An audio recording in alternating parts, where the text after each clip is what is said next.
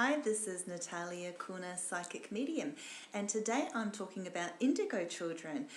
There are children that are described as being indigo, which is just a reflection of their aura color. So we all have an aura, which is the energy field around us, and it can have varying colors, and some people are attuned to that. So in the 1970s, there was a psychic by the name of Nancy Ann Tapp, who had really tuned in, highly attuned psychic or extrasensory perception, and she was able to see aura colors. And what she noticed was that a lot of children from that era had this indigo color, this sort of purpley dark blue color around them, and it was really noticeable, to the point that it was about 70% of children in the 70s and then 80s, and then it raised up to 90% in the 1990s. So this was quite a finding. So anyone that knows about clairvoyance and auras and that kind of thing would have an understanding that that this is quite an unusual phenomenon. So in 1982 she published the book Understanding Your Life Through Color, explaining about this, and then this whole indigo phenomenon happened, where a lot more people were picking up on this and talking about it and writing books as well, such as Lee Carroll and Jan Tober, who wrote The Indigo Children as well as Indigo Celebration, and then authors since then as well, such as the well-known Doreen Virtue. So the indigo color of the aura relates to the third eye, and the third eye is a chakra which is right here. So it's above the eyebrows, just a little bit, about an inch up, and if you just feel your forehead, you'll feel like a little dip, a tiny little subtle dip, most probably, and that is where your third eye is. And the third eye is connected to the pineal gland. So all the third eye is just one of our energy centers, and we have 7 main energy centers, although we have, they're also called chakras, but we also have more than that. And this one here is the 6th one. The 7th one here is the crown chakra, which relates to connecting with the divine.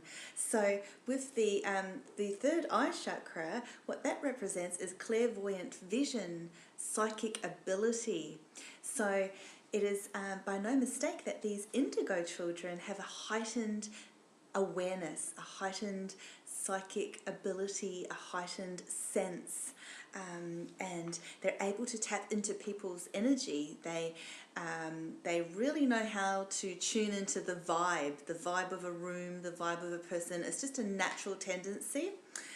Sometimes they need a bit of space and time out because they can be affected by other people's energy. They have a lot of gifts aside from that. They're very creative, so they love to express themselves creatively. This can be seen even in a recent video. So there are still some indigos now, the sort of new generation. For example, Will Smith's daughter, Willow Smith, has a song that she has published called, what's it called? Wit at Indigo, and it's kind of a bit funky, and it's got some rap and different things, but it talks about this indigo phenomenon in the songs. It's showing that there are people out there expressing themselves through music, through art, through fashion, through writing, and different ways. So she's an example of that. So indigos are very much truth seekers. They need to know the truth. They can't handle lies. They have an instant feeling if someone is lying. So it's like they have a natural lie detector. And yeah, you can't mess around with an indigo. So they will know if you're not telling the truth. They're very strong-willed and determined, which means that they can be a bit impulsive and stubborn as well. So they sound like general teenage tendencies, actually. So an indigo teenager can be extra full-on. They also are warriors. They really fight for what they believe in. So when I give readings, I can often sense if a person is an indigo or has some indigo traits, or that perhaps their children do. It's very clear to me. It's a very, very noticeable energy. It feels really strong. There's that fight for what you believe in, fight for the cause, can't handle injustice. They like things to be fair and just for all. So, which is really interesting. So they really, really oppose authority or being told what to do. So that can be hard, you know, with the parents. Or in school even. They don't like outdated systems, so they're often nicknamed the system busters because they're here, they've come here for a reason with a mission. They all have their own unique mission, just as we all do, but part of that also is to break down those old systems and make way for the new. So they're very intelligent and curious and, as I mentioned, creative. And they are like knowing old souls. They've been on Earth here for so many times. They've had so many lifetimes here. So they're old souls, just as I am, and I also have some indigo traits as well. So I said before that they're really psychic and in tune and intuitive, and they also have an interest in things that are spiritual, the psychic world and arts, the paranormal, the occult.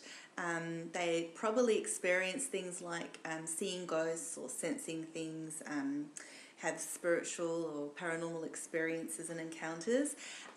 Some also might experience, especially when they're going through body changes and hormones and puberty, some extra active paranormal activity or just sensitivity might be extra heightened then as well. Or at other times as well, not just limited to that, but even poltergeist activity. They might have sleep issues, so trouble sleeping. This can include vibrant dreams and even nightmares and night terrors, sleepwalking, that kind of thing. They have a really hyperactive nervous system. That's because of their high sensitivity. So with that, you know, that's because they sense things. It's like they have antennas on their head and they can just sense everything. So that's why they know if you're lying or telling the truth, and they can see beyond the facade. This can also lead to nervous disorders or anxiety, stress, panic attacks, that kind of thing. But they are also symptoms of anyone who is sensitive or, like myself, empathic. They can be diagnosed with ADHD. Many of them have been and have been unfortunately placed on that drug Ritalin, which is really sad.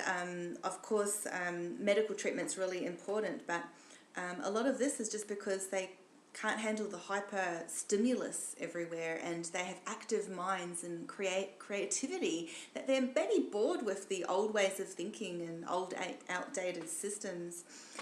They might have behavioral issues too, and they have a really strong sense of a life mission, a sense of purpose, a destiny, and that there's something more for them to do, but it can be really frustrating for them if they feel like they haven't found out what that is or they haven't tapped into it. So there can be a bit of soul searching needed for them there. Also, they need to be aware of sensitivity to food and chemicals and toxins, the environment, allergies, that kind of thing, because of their sensitive body. Okay, well, that's a bit of a rundown about indigos. So I have written an article about it. You can see that on my website. I'll place the link below this video. And I also write many other spiritual articles about so many different topics, including the paranormal, quantum physics, angels, crystals, and other children with special abilities, such as crystal children, who are the newer children here on Earth. These are the beautiful, sensitive young children. There's so many of them now, so I might make another video about that. So stay tuned and have a look on my website, www.nataliacuna.com.